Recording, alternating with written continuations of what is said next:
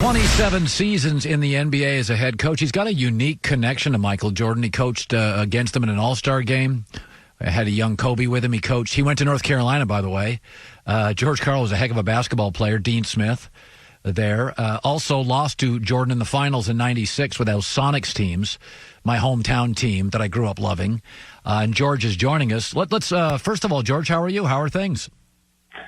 Well, I'm getting a little lazy hibernating every day, but, Denver's a great city to live in. I can't wait till we can get out and socialize and start figuring out our new world. Yeah. So go back to the 96 finals, and you had a very good Sonics team. You also had a very good defensive guard in Gary Payton, and my recollection's fuzzy. What was your defensive game plan against Michael Jordan? Well, initially we put Hersey Hawkins on him, and we kind of split the responsibilities between Hersey and Detlef and Gary. Gary had a little bit of a calf problem, and we wanted to save Gary for the fourth quarter. But Michael's a guy that you got to figure out when and how you want to double team, or if you want to double team him. Our problem in 96, he was more of a jump shooter than a rim attacker. Yeah. And so we actually started, I think, most of the games not doubling him and keeping our double team packages ready for the fourth quarter or a close game situation. But, I mean, he's just one of those 5 players in basketball that if he gets 25 points and shoots a low percentage, you're just celebrating. You're never going to stop him. And he just touches the ball too much. He's too talented. He has all the offensive tools. He can score inside. He can score outside. We didn't think he was a great three-point shooter, but he made enough that you had to honor it. Yeah. Gary Payton was considered the glove and was a very good defensive player. Were there ever moments that when Gary was healthy, you thought he could at least slightly slow Michael? I would say slightly slow him would be as far as I would go, and maybe a little bit more. I've never covered a guy that could put a big number up on you and do it efficiently. A lot of times when guys get 40 or 50, they shoot 35 or 40 shots. Michael would get 40 shooting 21 shots. And it was just so efficient and so intimidating that, and then if you would double team, they had enough weapons, offensive weapons, to beat you with, other guys on their team, especially when Pippen became more of a superstar of all, and his offense was really first class. But the 96 series was a defensive series. Yes. In fact, I think a lot of these series that you're watching, if you look back, they're very defensive minded. Very few 100-point games. I think we had the Phoenix series in the episode yesterday. They had a 129 to 120-point game, but that was the exception back then. I think in our series against them, we scored 101 time. I think they scored 101 time, and we had a couple scores in the low 80s. And they were I think that the greatness of that team was their defense. Yeah. And Michael was a special offensive player. But the other guys, you had some luxuries. And Kukoc, I think, helped them when he got into the rhythm and flow at the end of Michael's run. I think that helped them because then they had 3 weapons out there. But I think their specialness is because of their defense. When you coach stars, you had Payton and Kemp. People think it's easy. When you look at The Last Dance and you see that Phil Jackson dealt with Jerry Krause and the Pippen injury and Michael Jordan, I think it's a fairly delicate balance. I think I feel better. I mean, I've been really impressed with watching Phil Jackson manage it. You've had GMs when you can battle. What do you make of Phil Jackson's balancing act through all of it? I've said what you just said there to at least 50 people that, I've always respected Phil, and I think he's a hell of a coach. Coaching against him was very, very difficult.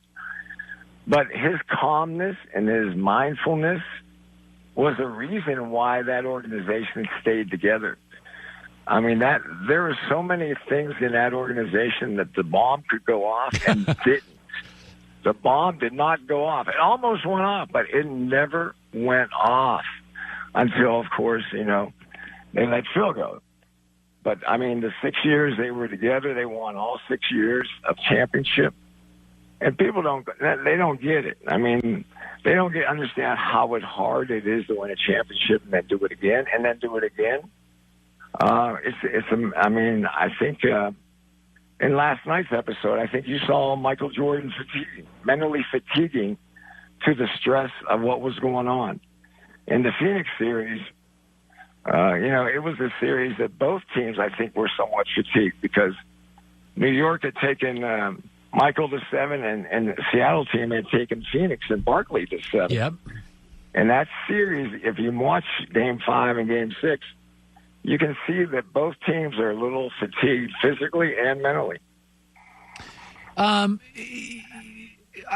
Dennis Rodman is a unique personality, and I watched Phil handle him pretty deftly. Did you ever have a player that was needier, that was higher maintenance, that even compared to a Rodman? I've never had a guy as probably. I mean, I think Phil has done a great job with Rodman over the years, and I think Rodman's got to be on the all-star of high energy, high maintenance basketball players, and I just think that Rodman. I think everybody was surprised when Phil and Chicago took him. Yeah. And then they made it work, and I admire them for doing that. And that's all going through the Reinsdorf scenario. As Krause and Reinsdorf not wanting to pay their players in an era that I think the NBA the contracts were blowing up. I went to Seattle for $250,000 in 1991. In 97, I made $3 million. And so that was the era, I think, where basketball was, the contracts was getting bigger and doubling and multiplying, and the factor that players were getting pissed off a lot along the way. Yeah. Kobe said something last night on that special, the late Kobe Bryant. He said, when I came into the league was older. And now I look at the NBA, and more 20-year-olds are entering the league, and more young international players enter the league, and the league is a younger league. I don't know if it's a better or a worse league, but when you look at the NBA today to when you coached in it, do you think it is diluted?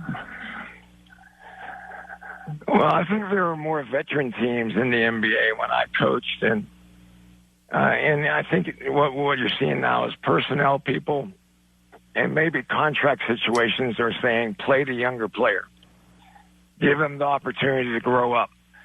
Because if they grow up early, then you get a benefit in your next contract.